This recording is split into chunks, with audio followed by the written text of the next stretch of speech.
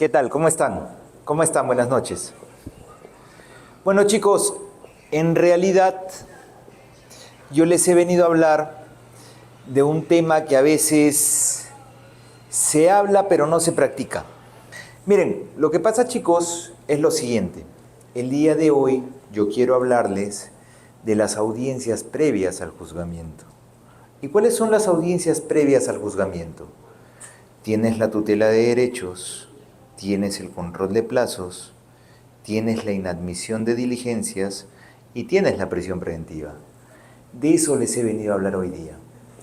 Y la pregunta sería, las técnicas de litigación que ustedes han visto hasta el día de hoy, la mayoría están pensadas para el juicio oral, ¿cierto? Has escuchado que te han hablado de objeciones, te han hablado de declaraciones previas, te han hablado de cómo deberías hacer tus alegatos de apertura, inclusive te han hablado de cómo deberías hacerlos de clausura. Pero ciertamente, en resumen, siempre te han hablado de cómo llevar a cabo la audiencia de juzgamiento.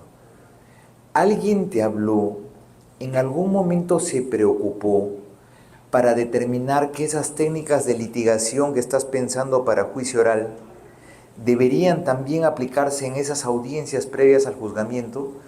Y la verdad es que no. Entonces, mira, si es que tú te pones a pensar, en realidad, cuando tú estás en una audiencia, no importa cuántos libros hayas leído, tampoco importa cuántas citas tú vayas a fundamentar o cuántos libros puedas tú citar en audiencia. Es como si fuera un examen hacia tu cliente, si fueras un abogado defensor, ante la sociedad, si fueras el fiscal, y ante el juez mismo. ¿Cómo es la forma en que tú vas a litigar? Porque en realidad yo creo, salvo que alguien levante la mano y me diga lo contrario, todos estamos de acuerdo en que el derecho es una ciencia, ¿sí o no? Hasta ahí estamos de acuerdo. Y si es una ciencia, partimos de que el derecho tiene un marco teórico. En este caso sería tu Código Procesal Penal, por ejemplo. Pero bastará, porque el conocimiento y el marco teórico ya lo tienes. Y la pregunta sería, ¿cómo aplicas ese Código Procesal Penal en audiencia? Y ese es el otro lado. Estas son las destrezas que tú tienes como abogado para materializar tu marco teórico. Y en concreto, lo que te tendría que decir es que no basta el marco teórico. Tu marco teórico está aquí. Tus destrezas para aplicar el marco teórico están acá. Y estas son tus técnicas de litigación. Y esas técnicas de litigación son las que te estoy diciendo que no basta pensarlas para juicio oral, porque tenemos audiencias previas y no solo previas, sino también posteriores al juicio oral. Eso tenlo claro. Finalmente, ¿esto por qué es importante? Desde la perspectiva de tu cliente o desde la sociedad, porque si tú tienes un marco teórico, ¿cómo harías llegar esa información al juzgador? Es importante, porque la información de calidad en una audiencia se va a generar ciertamente y definida por la calidad de litigantes que tengas. Ese es un punto importante. Y si eso es así, ya podríamos empezar a hablar, por ejemplo, de la audiencia de control de plazos. Tú sabes que el proceso penal tiene 3 etapas. Hay una etapa de investigación que a su vez tiene 2 subetapas, preliminar y preparatoria. Luego de eso tienes una etapa intermedia y finalmente vas a tener una etapa de juzgamiento.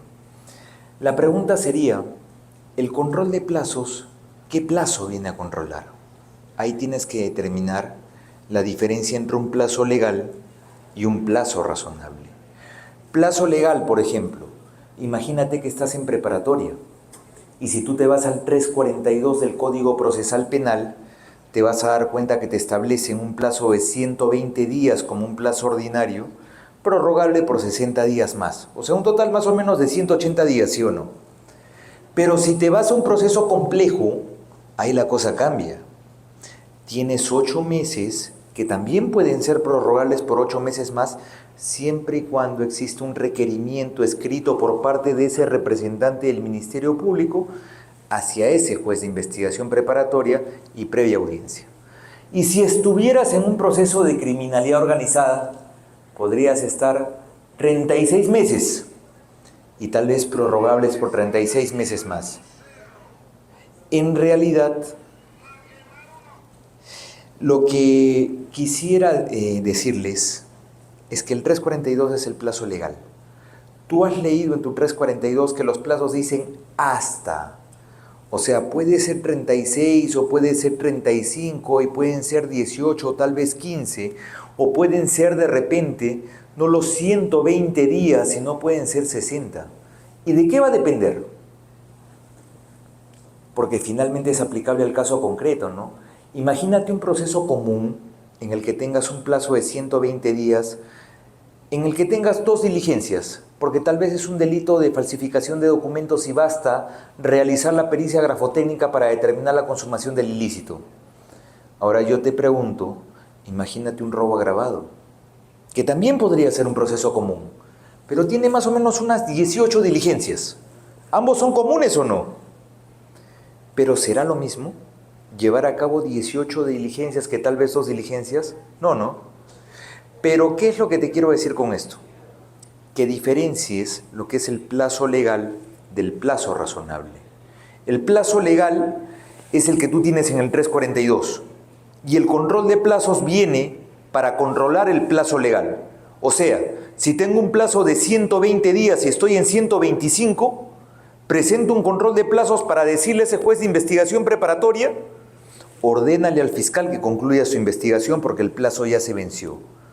O sea, tú no le estás diciendo, por si acaso, es que sabes que es un plazo innecesario. Me está vulnerando el plazo razonable. Porque el plazo razonable finalmente son dos cosas. Si tú revisas la sentencia del Tribunal Constitucional te habla de dos criterios. Y uno es el criterio subjetivo y el otro es el criterio objetivo.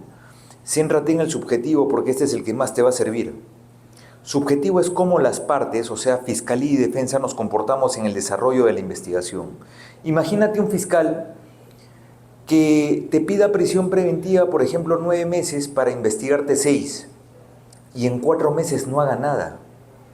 Y esa inactividad fiscal, esa falta de diligencia fiscal, haría denotar de que no están llevando a cabo una investigación diligente, ¿sí o no?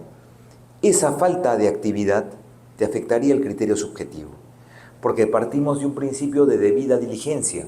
En el caso de la Fiscalía, llevar a cabo los actos de investigación en el plazo establecido.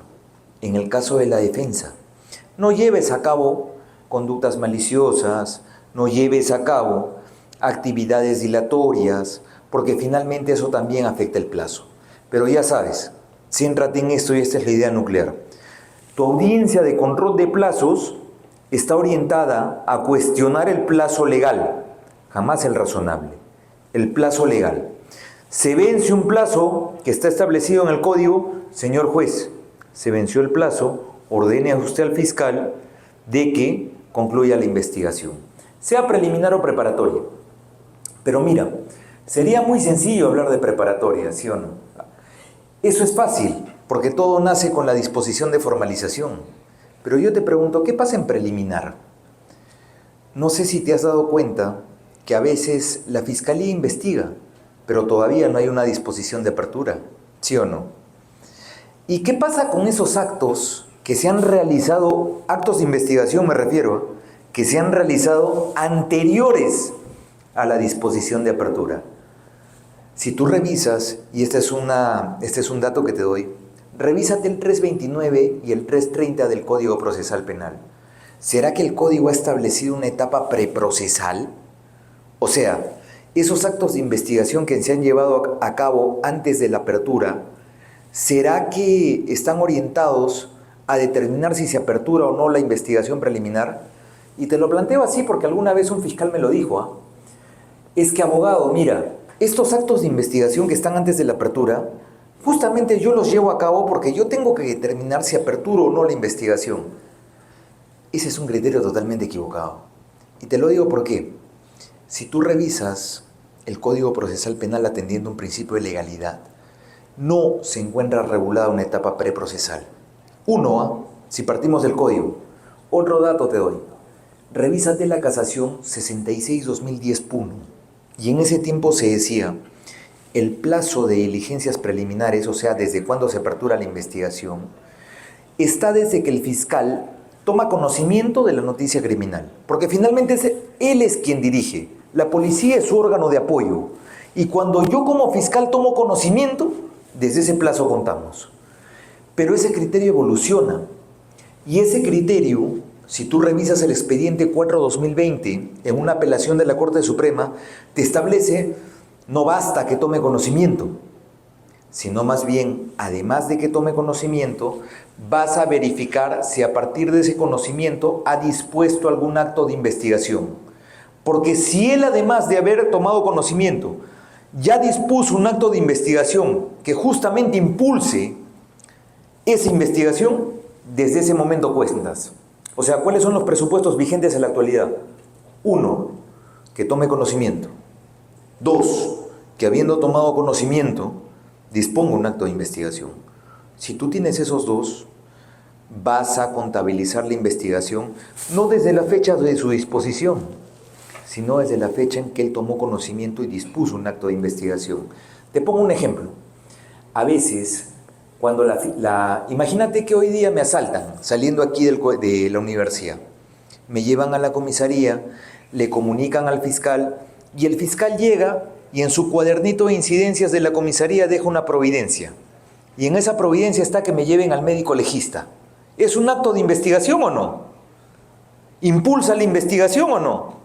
Yo te pregunto, ¿hoy día va a haber disposición de apertura? No, pues. La disposición de apertura va a venir un mes después, ¿sí o no? Cuando se acuerden. ¿Ya? Entonces, ¿qué hacemos con todo este mes? Tú ya estás investigado. Ya sabían que me robó aquí el amigo que sube el volumen al celular. Imagínense. Entonces, esa es la verdad. Entonces ya sabes, 2 son los presupuestos. 1, que tome conocimiento, y generalmente eso lo vas a notar con un acta de comunicación telefónica al representante del Ministerio Público, que la denominan así. Y 2, que se disponga un acto de investigación.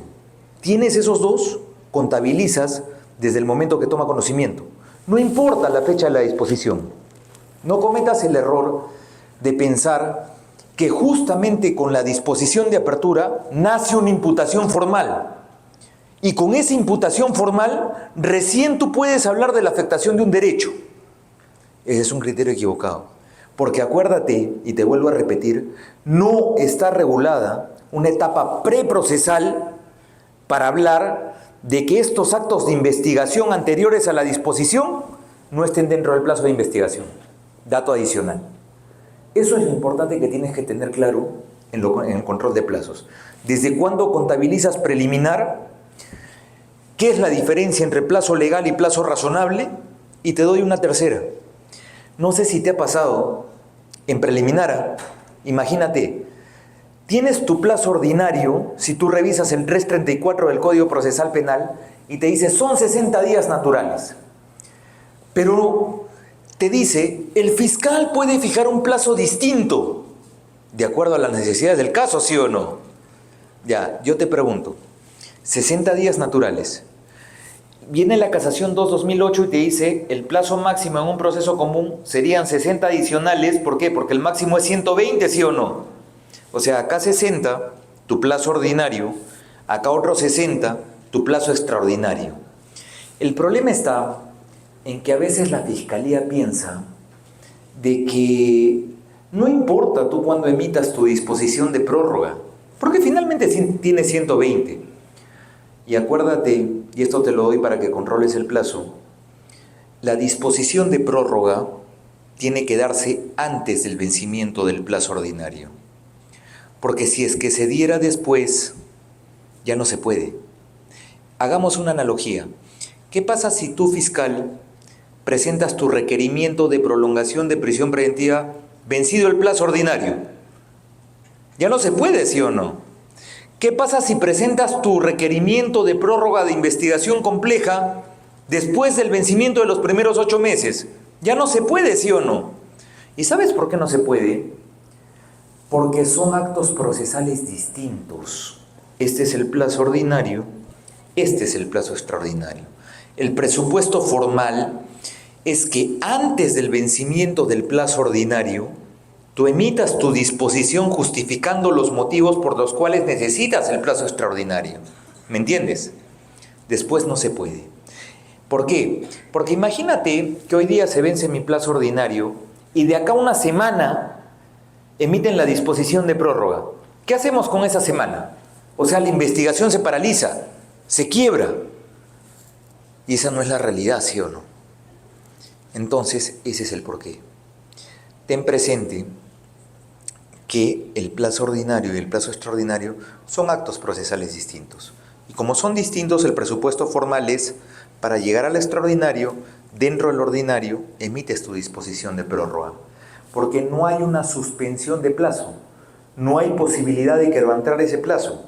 Y es más, te doy un dato, si quieres revisar jurisprudencia, ya que te va a ayudar a sustentar esto, revísate la casación 134-2012 ANCASH, jurisprudencia vinculante fundamento segundo, 144-2012 ANCASH, que también te va a ayudar en ese tema. Pero en realidad esos son los 3 puntos que tienes que tener claves en el control de plazos. Ahora, ¿qué pasa con la audiencia de inadmisión de diligencias? Imagínate que tú solicitas un acto de investigación al fiscal. Porque finalmente tú no tienes otra manera de introducir actos de investigación en el sistema en el que nos encontramos que no sea a través del Ministerio Público, porque tenemos un sistema de investigación única. O sea, no somos como en Estados Unidos, que los abogados investigan independientemente y llegan a juicio y presentan sus propias teorías. Ya, eso no pasa acá. Tenemos una fiscalía y tenemos un sistema de investigación única. Y la forma en que yo como abogado puedo introducir actos de investigación es solicitándolos al representante del Ministerio Público. 2 son los requisitos. 1 es que sea pertinente, o sea, que tenga relación con los hechos que se investigan. Y acá tienes que tener cuidado, ¿eh? Porque imagínate que la pertinencia solo la dejes al arbitrio del Ministerio Público, porque vas a encontrar personas que te van a decir: la pertinencia es relacionada con los hechos. ¿Ya? ¿Y quién postula los hechos? ¿La fiscalía, sí o no? Imagínate que yo como abogado quiero postular actos de investigación de legítima defensa, pero que no están en los hechos de la fiscalía. Porque si estuvieran ya sería aplicable, sí o no. O quiero de repente yo que en alguna de las causales del artículo 20 del Código Penal se lleven a cabo actos de investigación. Por ejemplo, yo pienso que estoy en el ejercicio legítimo de un derecho, o que se produjo el delito en estado de ebriedad o de drogadicción. Entonces, a veces te vas a dar cuenta de que yo como abogado puedo pedir actos de investigación que necesariamente no están orientados a acreditar uno de los hechos que tú tienes en tu formalización, pero que van de la mano con mi teoría del caso. Entonces, primera idea, la pertinencia no va de la mano únicamente con los hechos que son postulados por la Fiscalía. Y para que más o menos me puedas entender con mayor detalle esto, yo te preguntaría, ¿qué es el objeto procesal en una acusación? Te acusan, llegas a juicio, y el objeto procesal, y acuérdate esto, el objeto procesal son los hechos tal cual los plantea la Fiscalía en su acusación. Ese es el objeto procesal. Pero hay otro objeto, que es el objeto de debate. Y son los puntos que fija la defensa en su alegato de apertura, que es justamente lo que va a cuestionar. Entonces, ya no solo es el objeto procesal, también hay objeto de debate. Y la pertinencia va de la mano con los hechos que se quieran alegar, pero que tengan relación con 3 cosas. Revísate el artículo 156 de tu Código Procesal Penal. ¿Qué es lo que se tiene que probar? Sea en juicio, porque toda la investigación es pensada en el juicio, son 3 cosas. 1 son los hechos, ¿ya? Y no solo son los hechos fijados por la Fiscalía, sino los hechos que pueden ir de la mano con tu teoría del caso. Por ejemplo, la aplicación de eximentes incompletas, ¿ya? 2 es la pena y 3 es la reparación civil. Y en la pena, por ejemplo, te quiero preguntar, hace un momento creo que el colega que me antecedió les ha hablado del interés superior del niño, ¿sí o no? Si te revisas la sentencia plenaria casatoria 1/2018, revísala porque te va a servir. Te puede reducir hasta la tercera parte de la pena el interés superior del niño. ¿En qué supuestos? Acredítame primero que hay una unidad familiar y en segundo lugar, acredítame de que cumples con tus obligaciones de padre. ¿Y qué significa que cumplas con tus obligaciones de padre? Que mi hijo, respecto a mí, tenga una dependencia económica y tenga una dependencia moral. Si yo acredito eso, puedo buscar la reducción de hasta una tercera parte de la pena. Yo te pregunto, ¿eso va a estar en los hechos de la fiscalía? No va a estar, pues, ¿sí o no? Porque no le conviene, pues. Ahora, discúlpeme si acá hay algún fiscal, pero es la verdad. ¿Ya? Pero entonces, o te pregunto, ¿qué pasaría si es que llegamos al mismo ejemplo? Y el más claro es la legítima defensa. Un delito de lesiones, me agreden, yo respondo, pero solo me imputan a mí. Porque de mí nada más tienen prueba porque la otra persona no la tienen identificada. Y me procesan. Entonces, yo no podría, si es que tú entiendes la pertinencia que va relacionada con los hechos postulados por la Fiscalía, o sea, yo no podría identificar a la otra persona. No la podría traer a declarar, porque mi pertinencia está cerrada en los hechos que tú postulas como fiscal. Y ese es un grave error. Conclusión, la pertinencia va respecto a dos puntos. Objeto procesal, que tú sí lo fijas fiscalía, pero también hay un objeto de debate, que es el que yo planteo como defensa. Y siempre y cuando esté relacionado, como vamos a ver ahorita, al núcleo duro de imputación, que son los elementos normativos y descriptivos del tipo penal, es pertinente. Esa es la segunda idea. Ahora, el segundo presupuesto para que tú le pidas una diligencia a la Fiscalía es la utilidad. No sé si te ha pasado que a veces cuando te acusan, tú revisas y dices, oye, pero acá hay 8 policías que van a declarar del acta de intervención policial. Y pese a que hay 8 policías que van a declarar del acta de intervención policial, me están ofreciendo el acta de intervención policial como documental. ¿Cómo se llama eso? Ustedes que han estudiado, ustedes que conocen el derecho mejor que yo. ¿Sería sobreabundante, sí o no? Y si tú revisas el 155 numeral 2 y 4 del Código Procesal Penal, el juez tiene la facultad de limitar la actuación de prueba que sobreabundante y que limita el contenido esencial de un derecho fundamental, ¿sí o no? Entonces, la utilidad va de la mano con que la prueba que tú postules no sea sobreabundante y esté orientada a acreditar un extremo de tu pretensión, porque quien alega prueba. Ahora, si tú quieres ir un poquito más allá, revísate el 337 numeral 4 de tu Código Procesal Penal. Mira, yo te he hablado de dosa, te he hablado de pertinencia y te he hablado de utilidad. Pero si tú revisas ese numeral 4 del 337, te habla de conducencia. Te habla que siempre y cuando sean conducentes.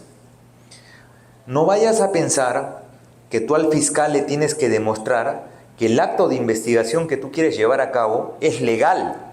Porque la conducencia va de la mano con la legalidad, ¿sí o no? Tiene que ser un acto de investigación permitido por ley, ¿sí o no? Y acá un paréntesis. No caigas en el error de pensar que todo se prueba con todo porque hay un principio de libertad probatoria. Ese es un grave error. Para que esto no quede en una simple alegación mía, te sugiero que revises el 157 numeral 1 de tu Código Procesal Penal. Y te dice que tú puedes acreditar lo que tú alegas con cualquier medio probatorio. Eso sí es verdad. Pero siempre y cuando esté permitido por ley. ¿Y qué es lo que está permitido por ley? ¿El código es ley, sí o no? ¿Te recoge, por ejemplo, cómo vas a practicar la prueba anticipada, sí o no? ¿Te habla de presupuestos de cómo se va a llevar a cabo la prueba preconstituida o no? Claro que sí. Y te pongo un ejemplo. Si yo tengo un video, ¿ya? Y quiero ofrecerlo a la investigación, ¿será que el 187 del Código Procesal Penal no te dice que ese video lo vas a visualizar con presencia de las partes y el contenido lo vas a transcribir en un acta? Claro, ¿sí o no? Esa es la forma en que se introducen los actos de investigación. ¿Qué te quiero decir con esto? que todo no se prueba con todo, perfecto. Puedes pensar que todo se prueba con todo, pero siempre y cuando respetes el procedimiento establecido en ley, pues. Ese es el pequeño problema. Porque a veces vas a encontrar que llegan a juicio y un video que nunca lo transcribieron en la etapa de investigación, quieren que se vea en juicio. O unas fotos que nunca se visualizaron en investigación, quieren que se vean en juicio. Ahora, el mismo razonamiento. Si es que tienes un 187 del Código Procesal Penal que te dice, transcríbelo. ¿Por qué? Porque toda actuación de la Fiscalía o de su órgano de apoyo, que es la policía, se tiene que plasmar en un acta, transcríbelo. Y si te vas al 383 del Código Procesal Penal, a juicio llegan a oralizar las actas. Y si tú quieres que alguna foto, algún video por inmediación, porque el juez tiene que ver, quieres que se visualice algún fragmento de un video o una imagen, perfecto, lo pones a la vista, pero de un acto de investigación que se realizó en la etapa que debía realizarse, que es la investigación. Y si es que quieres una base legal para que te des cuenta que actos de investigación no se pueden hacer en juicio oral, revisa el 325 del Código Procesal Penal. Y ahí claro te dice, en juicio, lo único que genera certeza o es la prueba anticipada o es la prueba preconstituida. No vas a hacer actos de investigación en juicio, porque para eso está su etapa que se llama investigación. A mí me traes o prueba preconstituida o prueba anticipada. Entonces, ¿qué te quiero decir con esto? Que la conducencia va de la mano en cómo se introduce la información a juicio oral. Y acá, haciendo otro paréntesis, ¿sabes cómo vas a diferenciar la prueba anticipada de la prueba irregular? La prueba anticipada, la prueba prohibida de la prueba irregular. La prueba prohibida o prueba ilícita está pensada en que se vulnera algún derecho fundamental en cómo obtienes la prueba, en su obtención, en cómo la recoges. Una vez que la recogiste y vulneras algún procedimiento establecido en la norma procesal, esa es prueba irregular. Prueba prohibida en su obtención, prueba irregular en su incorporación. ¿A dónde? Al proceso. Ese es un dato adicional. ¿Pero por qué te digo esto? Porque eso es lo que significa la conducencia, que sea un medio probatorio permitido por ley. Uno, que no vulnere el contenido esencial de un derecho fundamental. Dos, que no vulnere o infrinja alguna norma procesal al momento de su incorporación. Eso es la conducencia. Pero, ¿por qué te explico esto? Porque cuando tú le pidas un acto de investigación al Ministerio Público, tú no tienes que acreditarle todo eso. ¿Por qué? Porque eso no lo vas a saber hasta que practiques el acto de investigación. Y si tú le estás pidiendo practicar el acto de investigación, ¿cómo va a saber el fiscal si en su obtención se vulnera un derecho fundamental o en su incorporación se va a vulnerar alguna norma procesal? No se sabe hasta que se practique. Eso lo vas a saber después que se practique. Ese es el porqué. Tú, cuando solicites un acto de investigación a la Fiscalía, acredita dos cosas: pertinencia y utilidad. Esos son tus dos presupuestos. El fiscal no te hace caso, ¿ya? El fiscal te rechaza tu acto de investigación. Tienes la facultad de acudir al juez de investigación preparatoria, 337, numeral 5, para al juez decirle: este acto de investigación es pertinente por tal motivo, ¿ya? Y finalmente es útil porque no es sobreabundante y porque va a servir para acreditar tal extremo de mi pretensión, sea objeto procesal postulado por el Ministerio Público o sea objeto de debate, que es el postulado por la defensa. En resumen, eso es lo que les quería comentar de la audiencia de inadmisión de diligencias. Tercer punto, la tutela de derechos. La tutela de derechos es un tema que seguramente ya lo han escuchado antes, pero ¿sabes de qué te quiero invitar a reflexionar hoy día? Revísate, por favor, y si alguien tiene código que me ayude, revísate el numeral 1 de tu artículo 71 del Código Procesal Penal. Y no me dejarás mentir que el numeral 1 te dice: por si acaso el imputado por sí mismo o a través de su abogado defensor, en todo el proceso penal puede solicitar tutela. Eso es lo que te da a entender. Ojo, todo el proceso penal, ¿ah? Investigación, intermedia, juzgamiento. Ahora lees el numeral 2 y te dice, por si acaso tú que eres procesado, tú que eres detenido, tú que eres imputado, ¿a qué tienes derecho? A que te digan por qué te han detenido. Tienes derecho a que te informen de los cargos que se te están imputando. Tienes derecho a que te lleven al médico legista. Tienes derecho, además, a que te den una llamada, a que comuniquen de tu detención. ¿Sí o no?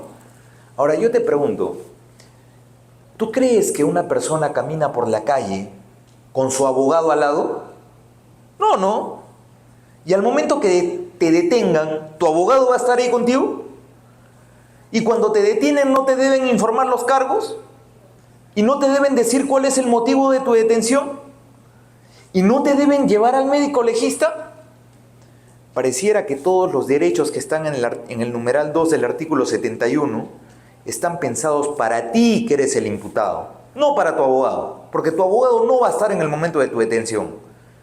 Son derechos que tú vas a hacer valer por ti mismo. A esto tengo derecho cuando me detienen. Y si es que vamos un poquito más allá, en el 4, numeral 4, ahí sí vas a encontrar lo que puede hacer tu abogado. Si tú en el transcurso de tu investigación adviertes de que se te vulnera algún contenido esencial de un derecho fundamental, presentas tu tutela de derechos.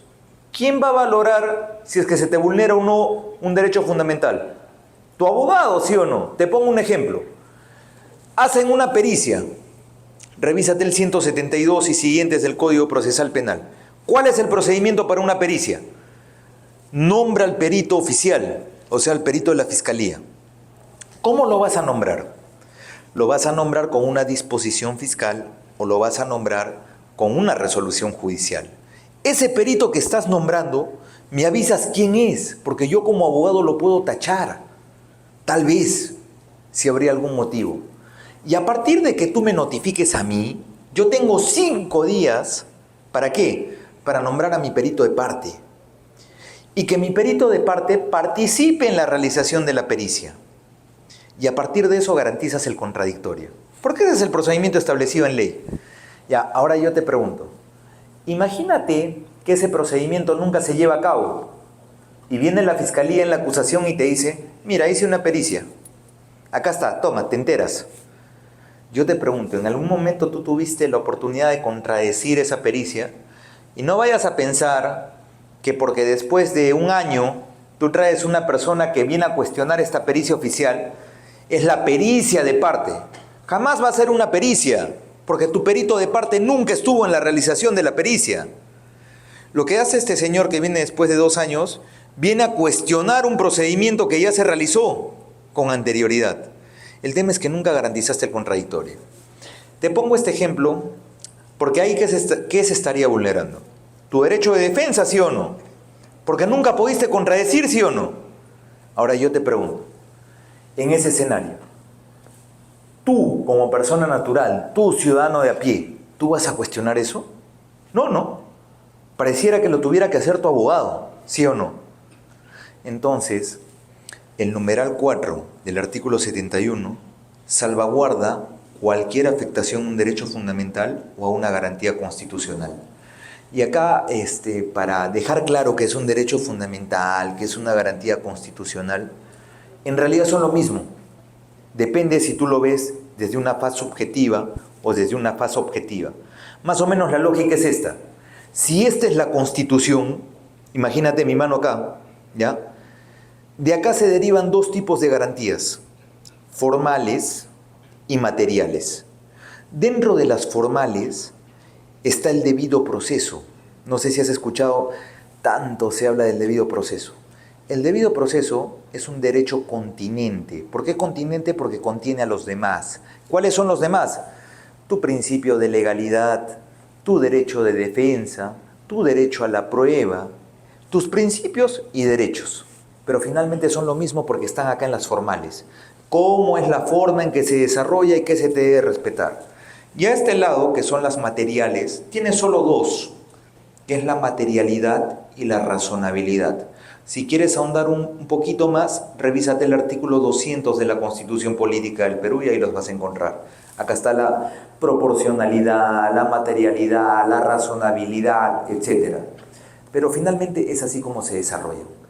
Pero en concreto, cuando tú sientas que se te afecta uno de los que te acabo de explicar, porque está contenido en la Constitución, tú vas a decir lo siguiente: la tutela es residual. ¿Qué significa que sea residual? No hay otro mecanismo previsto legalmente en el Código Procesal Penal que me permita cuestionar. ¿Cómo así? Por ejemplo, tú una tutela de derechos no vas a ir a cuestionar el vencimiento de un plazo legal, porque para eso está el control de plazo, ¿sí o no? Tú no vas a usar una tutela de derechos para ir a cuestionar que no te admiten una diligencia, ¿sí o no? Porque ya te dije que está en el numeral 5 del 337, ¿sí o no?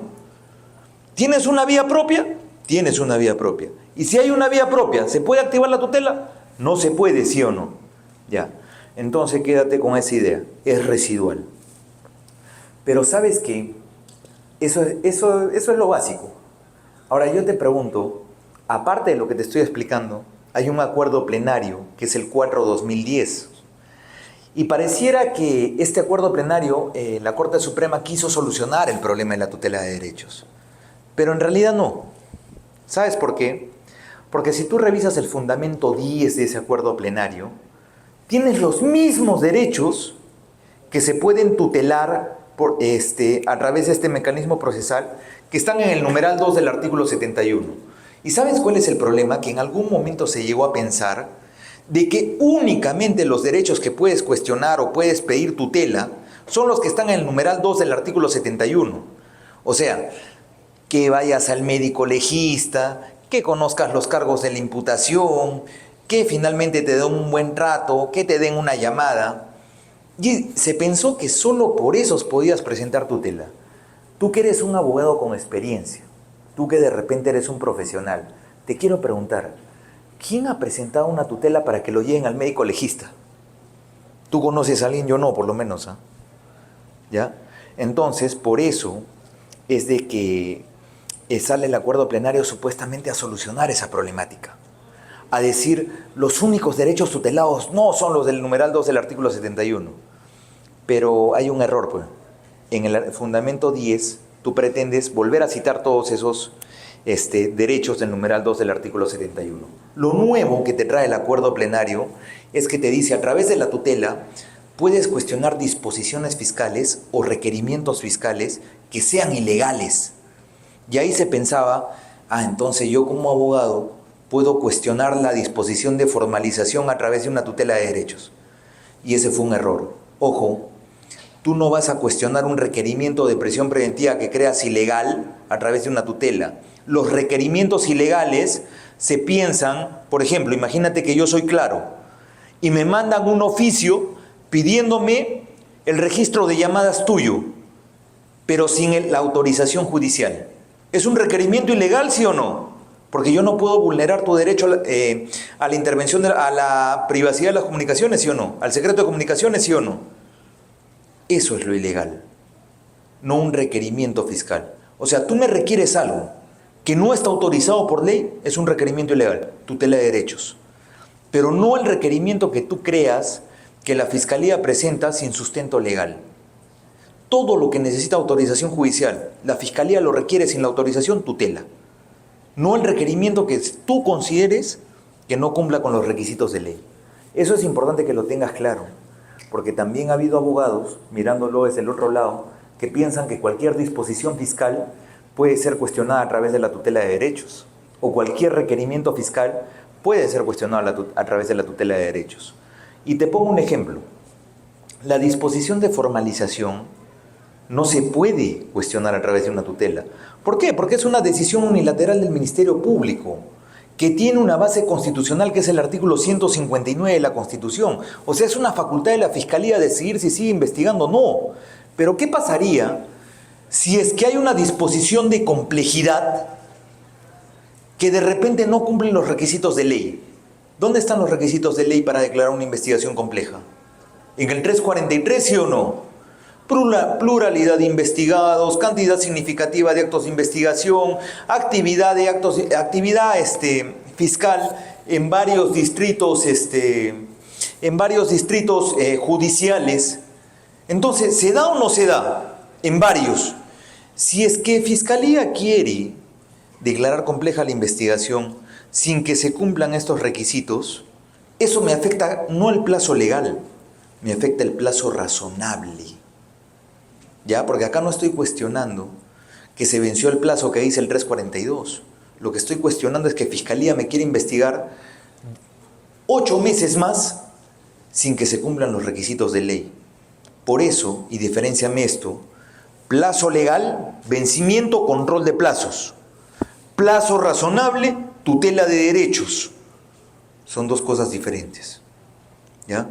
Y una disposición de complejidad sí se puede cuestionar a través de una tutela de derechos si no se cumplen los requisitos del 342. Pero como ya se está acabando el tiempo, quiero hablarles ahora de la prisión preventiva. Y en la prisión preventiva tengo un poquito más de cuidado.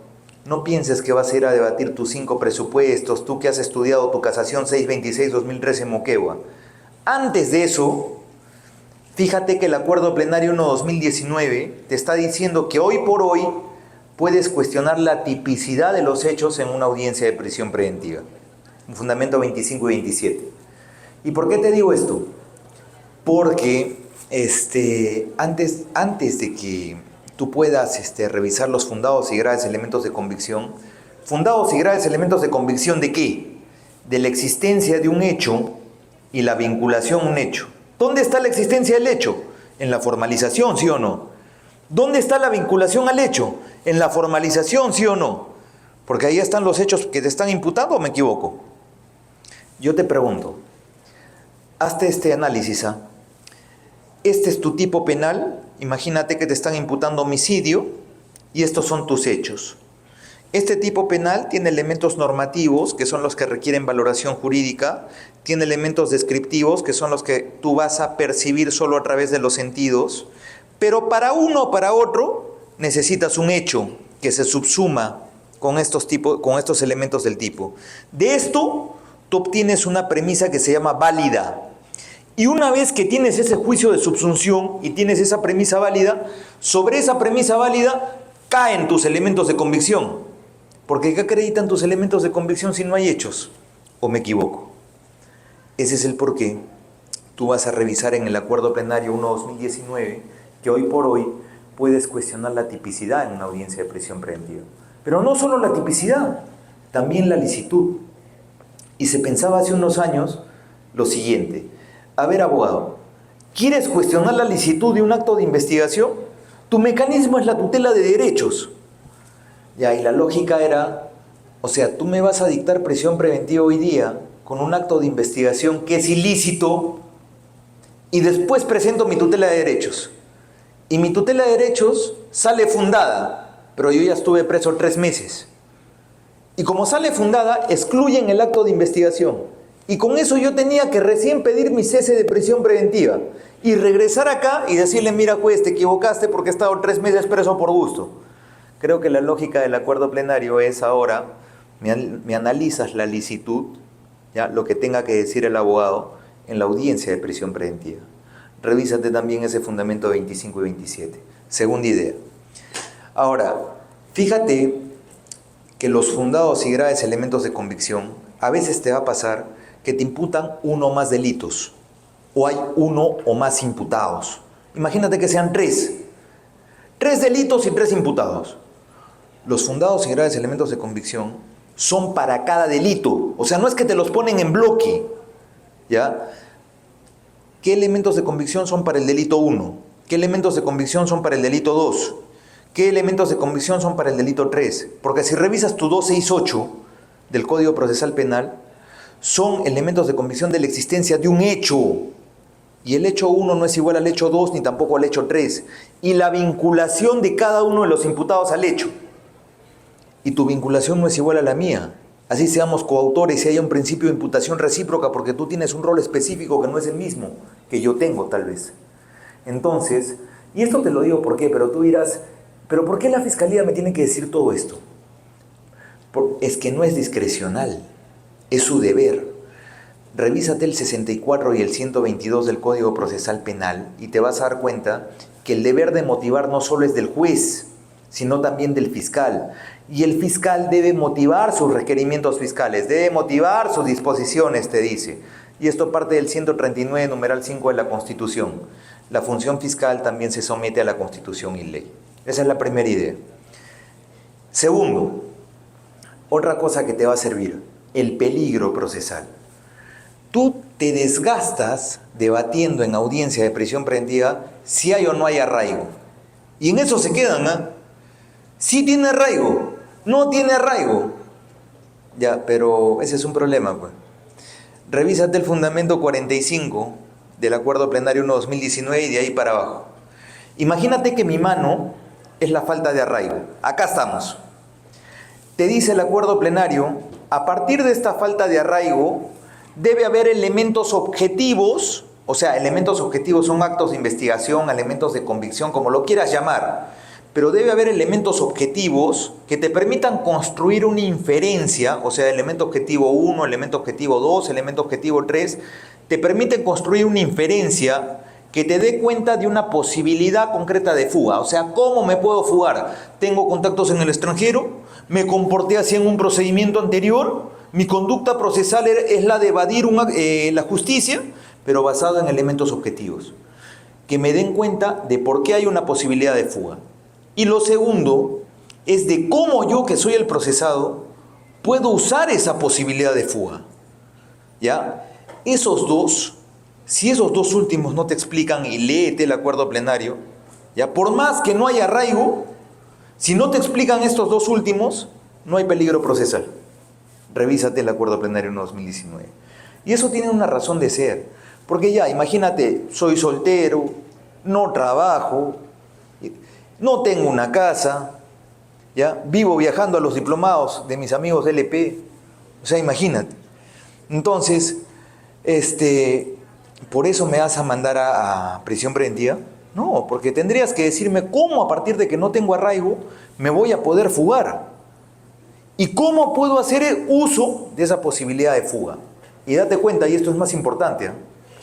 No sé si te has dado cuenta que en la proporcionalidad, en el subprincipio de necesidad, y vas a leer así en los requerimientos, ¿eh? No hay una medida menos gravosa que la prisión preventiva, por eso le toca prisión preventiva. Y yo te preguntaría, ¿por qué no hay una medida menos gravosa? O sea, porque así, a ti se te ocurrió, porque a ti te parece. Pero objetivamente, ¿por qué? Pues imagínate comparecencia con restricciones, ¿ya? Comparecencia con restricciones, reglas de conducta, ¿sí o no? Y acá tienes elementos objetivos de posibilidad de fuga, ¿sí o no? Si estas reglas de conducta pueden neutralizar estos elementos objetivos de posibilidad de fuga, no hay prisión preventiva, ¿sí o no? Si no los podrían neutralizar, prisión preventiva, lógicamente. Pero tienes un análisis de relación medio a medio, ¿sí o no? ¿Se entiende? Ya, entonces es por eso que es importante que te sustenten esa posibilidad de fuga. Porque a partir de esto tú vas a saber si con las reglas de conducta se puede neutralizar o no el peligro de fuga. Si no se neutraliza, prisión preventiva. Si se neutraliza, comparecencia con restricciones. Eso es importante que lo tengas claro. Y finalmente, para concluir, amigos, y esto lo vas a ver en delitos, acá está un amigo que sabe eso, vas a encontrar casos de crimen organizado. Imagínate que sean 30 imputados y tú vas a encontrar que algunos amigos de la fiscalía, para los 30 imputados, te ponen un solo fundamento de proporcionalidad, un solo fundamento de idoneidad, un solo fundamento de necesidad, un solo fundamento de proporcionalidad en sentido estricto. O sea, media página para 30 imputados y para los 30 el mismo fundamento. Motivación en bloque.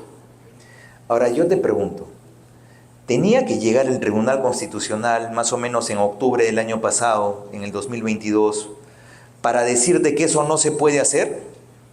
Revísate la sentencia 3248-2019, que es el caso de Clemente Yoshiyama Tanaka. Y te dice la sentencia de Clemente Yoshiyama Tanaka, es que fiscal, tienes que motivar tus requerimientos, pues. ¿Ya? Si hay 30 imputados, 30 fundamentos distintos, ¿ya? Porque la motivación es individualizada. Y como es individualizada y hay un principio de congruencia, en audiencia no podemos debatir nada que no esté en tu requerimiento. Entonces tu juez controla. ¿Hay fundamentos distintos para cada uno? Sí, ya, debate en audiencia. Y yo, por congruencia, me voy a pronunciar sobre cada fundamento, pero de manera individualizada. Si hay 30 imputados, 30 fundamentos, no hay otra, ¿me entiendes? ¿Ya? Y eso lo vas a encontrar en el fundamento 114, 116 y 117. O sea, esa motivación en bloque de media página para todos ya no existe. Y un dato adicional, los vicios de motivación también los puedes controlar en requerimientos fiscales. ¿Cómo así? Imagínate que yo te diga, es que señor juez, yo soy el fiscal, ¿ah? Señor juez, no hay una medida menos gravosa, porque finalmente el delito es grave. ¿Qué vicio de motivación sería ese? No te doy razones, ¿ah? ¿Es una motivación aparente, sí o no? Ya, entonces, esos vicios de motivación, contrólalos también. Tú como abogado que estás al otro lado. Y si eres de la fiscalía, no cometas estos errores, porque va a haber abogados espesos como yo, que de repente te van a observar esas cositas. Y tú, juez, ten cuidado, porque para eso está la apelación. Y así no fuera, inclusive hasta la casación. Chicos, espero de todo corazón que lo que les haya podido yo exponer el día de hoy sea productivo para ustedes, más que nada en la práctica profesional. Mi nombre es Luis Gutiérrez, soy abogado litigante. Agradezco mucho la invitación de nuestros amigos del EP. Agradezco mucho al Colegio de Abogados de Huaura y a nuestro amigo el doctor Conde. Gracias, chicos, que tengan buenas noches y espero verlos pronto. Hasta luego.